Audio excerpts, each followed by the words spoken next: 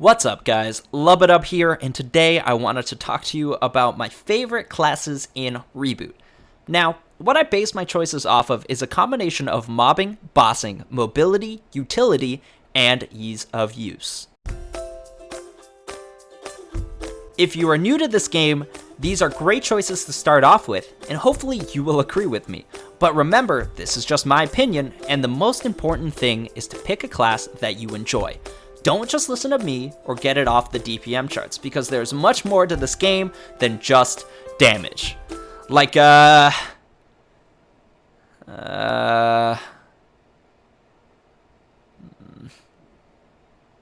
Okay, so let's just get right into it. Coming in at number 5, I picked Evan. Evan has good mobility, incredible damage output, and very good mobbing abilities. If you haven't played in a while, you might not know that Evan got changed early summer 2016, and now they use a comboing system that can be quite daunting to master. You're basically controlling two characters at once. You command your dragon to go off and attack as you attack, and there are various combinations you can do with your dragon.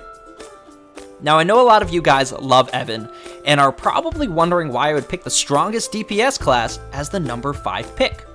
Well, the reason why Evan is number 5 in my ranking is because it's very hard to master.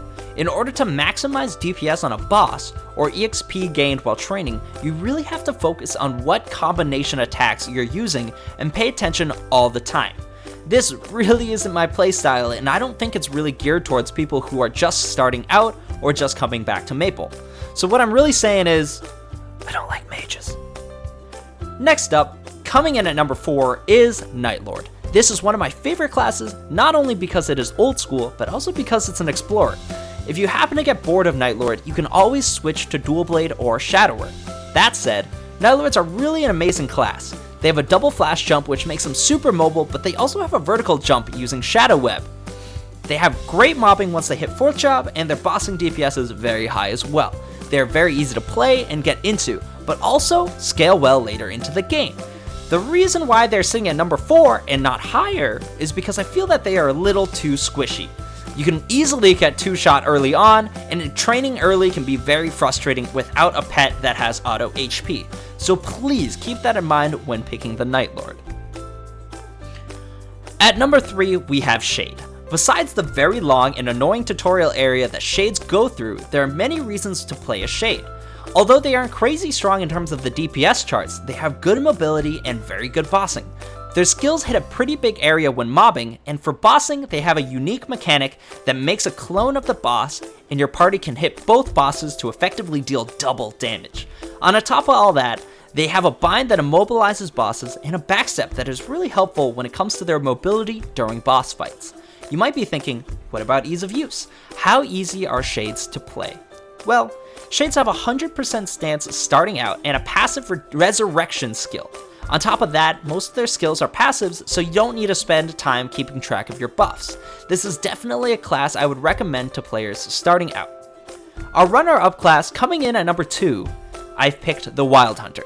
This class, in my opinion, is the perfect all-rounder. Wild Hunters are very mobile and easy to use. They have a very strong Hurricane skill that can be used while moving, making their mobbing very good as well. On top of all that, when they dismount their Jaguar, they become very strong bossers. They have a bind that gives them some utility when bossing, and they also have a turret skill that they can put down to attack an area even if they aren't around. This is very useful in certain scenarios like Golix. Also, they have 100% stance by 2nd job, and newer players will definitely find this class very straightforward and fun. Finally, my number 1 top pick for MapleStory Reboot is Theoron. Their DPS is amazing while being very easy to play and to manage. They have a toggle move called Drain that restores HP while they are attacking, and they have 100% stance at 3rd job. They also have a surprising amount of mobility for warrior class. Once they reach a certain number of combos, which is just the number of times that they hit the mob, they go into a Super Saiyan mode where all their skills do a ton of damage and have increased ranges. Although this was nerfed recently, their damage is still very good after the nerf. Because its damage is so overwhelming and is one of the easiest classes to play, being tanky and being mobile, it takes the top spot today in my list. After hearing my list, you may have noticed that I picked one class from each category: mages, thieves, pirates, bowmen, and warriors. This was totally unintentional, but hopefully this means you will find a class that you enjoy regardless of what preferences you have. I hope you enjoyed today's video. Please leave a thumbs up and comment. If you want to see more content, please hit that subscribe button, and I'll catch you guys next time.